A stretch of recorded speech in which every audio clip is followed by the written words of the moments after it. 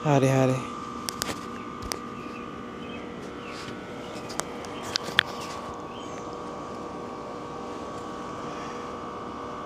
Welcome back, kaibigan. Halikit, papakita ko sa inyo yung pagpupro natin ng talong. Gamit lang ay kamay. Actually, ginamitan ko na to ng kamay kanina, yung mga maliliit na mga natubo. Ang tawag nila doon ay suckers.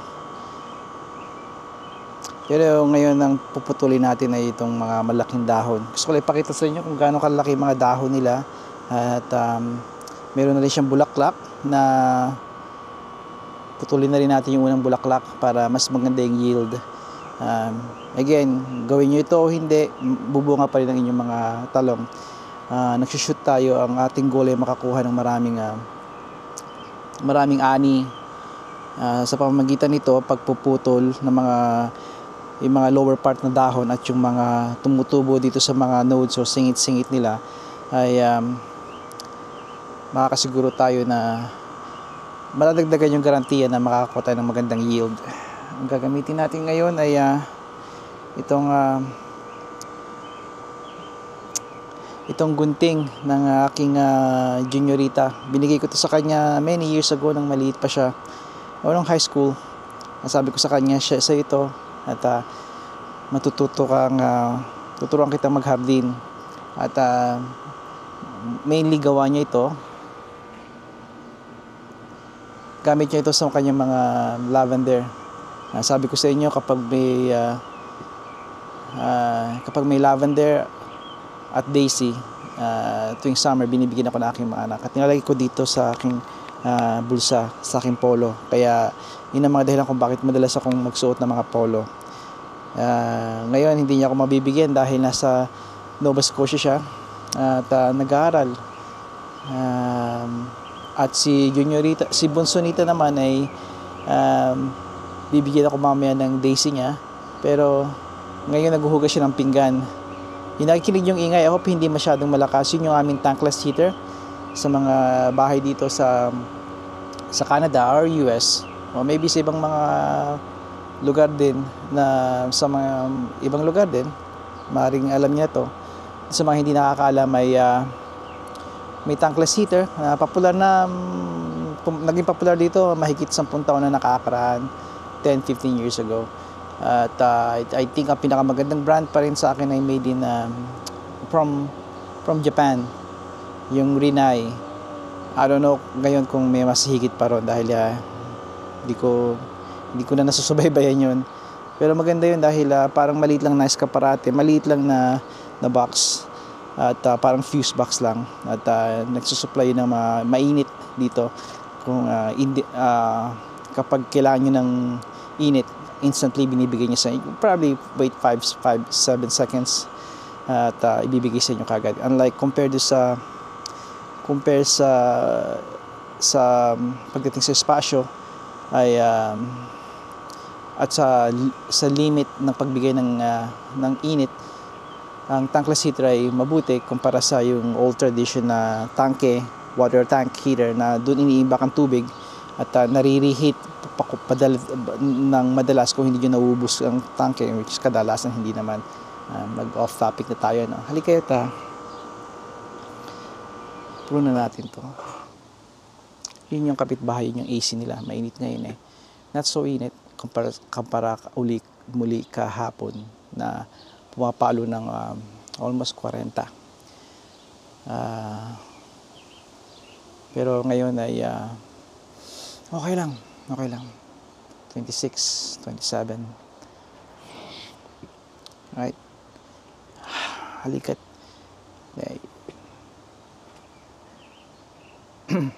Pasensya na kayo, medyo hindi ako kasing sigla or kasing alerto ngayon dahil may mga araw na gano'n, di ba? How about ipurun ko to, tapos i-close up ko kayo. That means 5 minutes na nakakaraan. Okay, purun natin to. Sa yung lower part lang, Ilalagay ko to, babalik ko to sa compost. I suggest mag-compost kayo.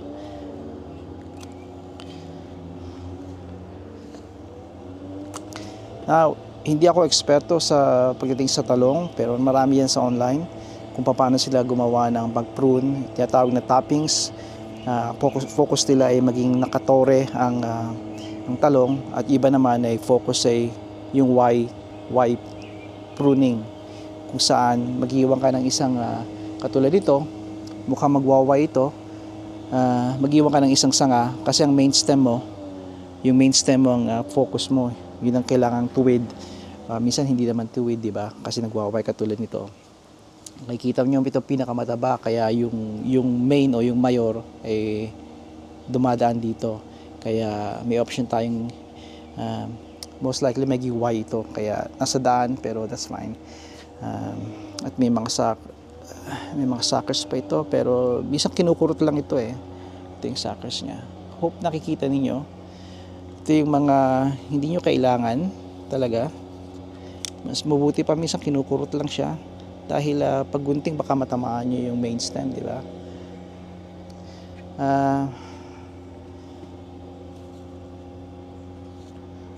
Okay, ganyan na muna yan. Ito yung bulaklak, tagalin natin yung bulaklak.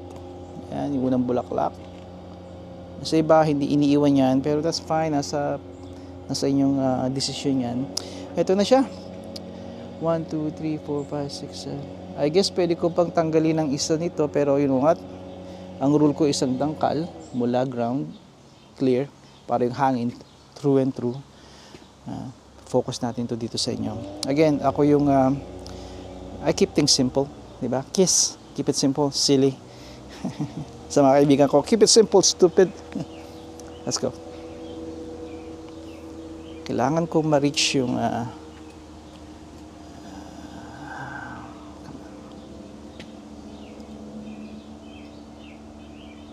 oops, not good.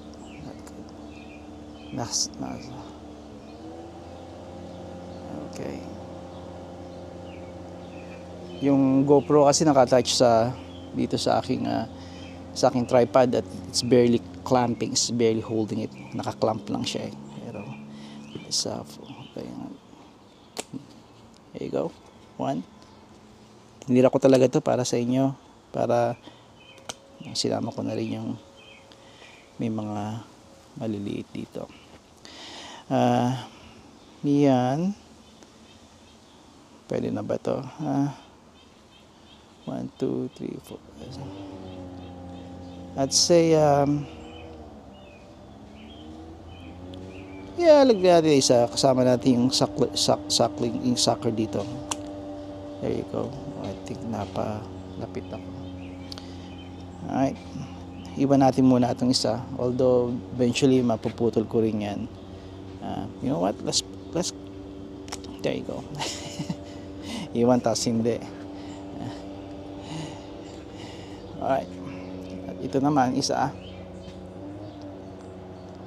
Pinutol ba natin yung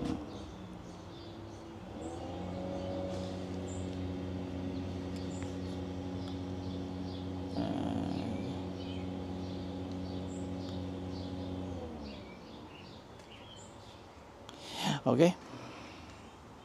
Ito na yung isa at huli. Ikatlot huli. Alright. Maingat ako dahil baka malaglag yung aking Action DJI Osmo Action 5 Pro. Hindi ko pa rin malaman kung ano yung just simple pruning. Alright. Let's get this one. There you go. At of course may ito yung sumasanga. Di bale, marami pang mga darating na mga sa pamamagitan nito. Marami tayong mag-yield, hopefully maaani. Ito nga pala again yung sa kay Juniorita ko, maganda to. Ang brand nito ay nakalimutan ko na. It's mabigat to kumpara sa yung mga traditional, yung mga nakita nyo sa Home Depot tulad ng Fiskars. Magandang quality to. You can tell na kapag may kabigatan, solid siya, maganda. At alagaan nyo lang yung talas niya. At in oil, it should be good. Tatagal ng napakaraming taon. Okay. At may palalabas pa rito mga katulad nito, itong sucker na to. Makikita ninyo. Yes. Pero okay,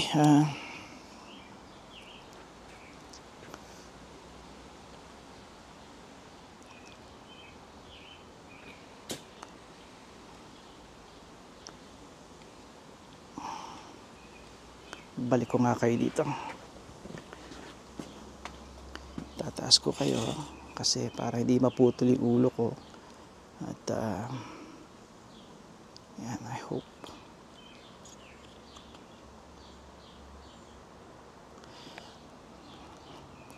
At dyan na tayo nagtatapos. Maikling video lang. Of course, pwede nyo rin i-prune itong ampalaya kapag nagsasanga sila. Yung iba hindi kasi naniniwala sila tulad ng sa mga lalo, especially sa kamatis. Kaya hinahayaan nila magsanga-sanga dahil mas maraming sanga, mas maraming ani, mas maraming tutubong kamatis, prutas. At totoo yun. Ang iba naman pwedeng mag-argue na mas maraming anihin eventually later kapag pinutol nyo na kaagad ito dahil nagsisend ng signal sa halaman kapag pinuputol sila like sa rosas, pag lanta ng rosas, pag pinutol ninyo, may sinesend kayo sa rosas na, oy, naputol ako, kailangan ko mag-produce ulit. Yun ang mensahe na binibigay nyo kaya nagpo-prune or nagde-deadhead sa rosas. Apply sa mga lahat ng halaman na alam ko. Ganoon din sa puno, pinakamalaking puno, ganoon din. Kaya importante maintindihan din natin ninyo ang pagputol ng, lalo na sa puno. Ang puno delikado dahil maring masira nyo ang puno. Dahil ang puno, kapag putol lang kayo ng putol na hindi nyo pinuputol sa tamang bahagi niya, ay maaaring magkaroon ito ng tinatawag na isa sa mga, alam kong off topic ako nito, pero importante ito since we're talking about pruning. Tinatawag na lion's tail. Lion's tail is kapag ang puno, pinutol nyo yung mga sanga o tinry nyo ipresa nyo gawing ganda, hugisan ninyo, pinutol nyo yung mga sanga. Mangyayari niya, magti-trigger yun ng isang magsasagyan ng signal sa puno mismo na, oh, naputol ako. So mangyayari niya, magsusulputan ng maliliit na mga sanga yung mga suckers niya. At yun ang pag yun na nangyari, tapos na, hindi na maganda ang puno ninyo. At delikado na yun kasi kung hahayaan ninyo na lumaki to, hindi na siya kasing tibay. At lalaki siya pero wala na siyang sapat na suporta. Kaya importante na malaman nyo ang tinatawag na tree cut method sa mga punong kahoy. May isa tayong mga vlogger na taga Alberta na pinutol niya yung kanyang puno sa likod at sa harap. Crab tree sa harap at I don't know kung yung isang puno nagbibigay lilom daw sa kanya yon. Hindi tama ang pagputol niya dahil yun ay ikasisira ng puno at ang sinasabi kong masisira dahil hindi mo na nga completely puputulin ng puno, pero eventually lalaki pa rin yun. Pero ang paglaki niya ay mahina na. Ang mga sangang magtutubukan ay babagsak kapag lumaki na sila at mahanginan. Dahil wala nang lakas eh. Kaya ingat sa pagputol, mag-research, check this out. Kung magkakat kayo, magkakat din ako ng mga puno dito. At kailangan malaman natin, especially yung mga tao na nasa magpuputol nga ng puno, ay yung tree cut method. Okay? Tree cut method. I-search nyo lang yun. Kasi I'm sure mas mapapaliwanag yun ng ibang channel ng ibang site or page. Just use common sense lang. Lagi ko sinasabi yon dahil hindi lahat ng website ay paniniwalaan ninyo. Kapareho rin ito. Kung anong sinasalita ko, go with yung keyword na sinasabi ko. And yun ang ginagawa ko nung una na verifying it, lalo pa sa mga malaking website na alam nyo na may reputasyon, di ba?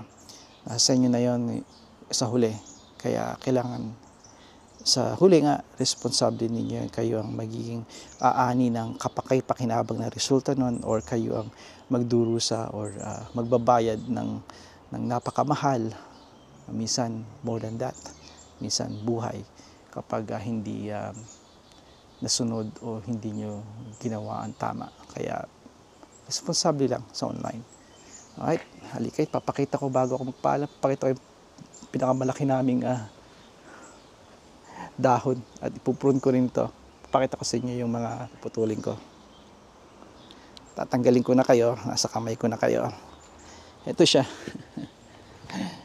Maganda yung araw dito. Yun ang mga yun nahuli na kasi nandito sila lagi. Nandito sila. Pero dito ko nilipat, kaya ito. Nakikita ninyo, mapuputol yan. Bago ko iputol, pakita ko sa inyo itong kamay ko. Average kamay ko is almost 8 inches, 7.5, 8 inches from tip to dito lang. Kaya kita niyo yan. That's like I don't know, 10 inches. Ito yung tinatanggal natin. Yan, mga yan. Kurot lang.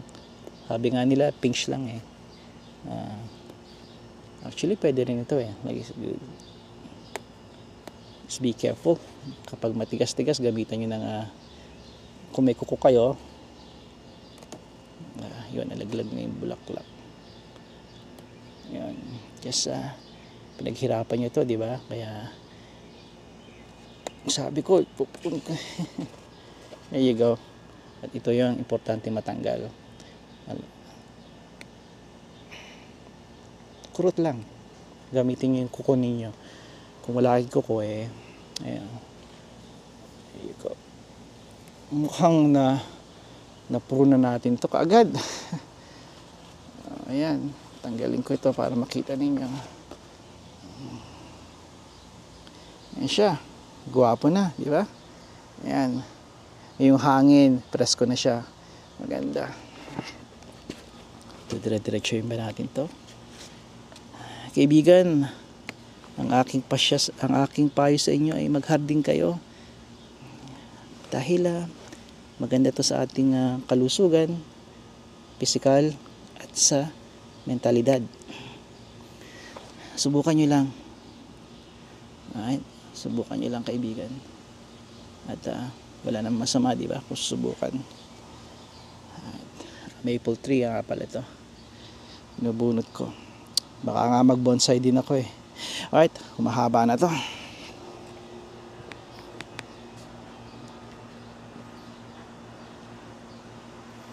Ay kaibigan, hanggang sa muli. Padayon. 18 minutes?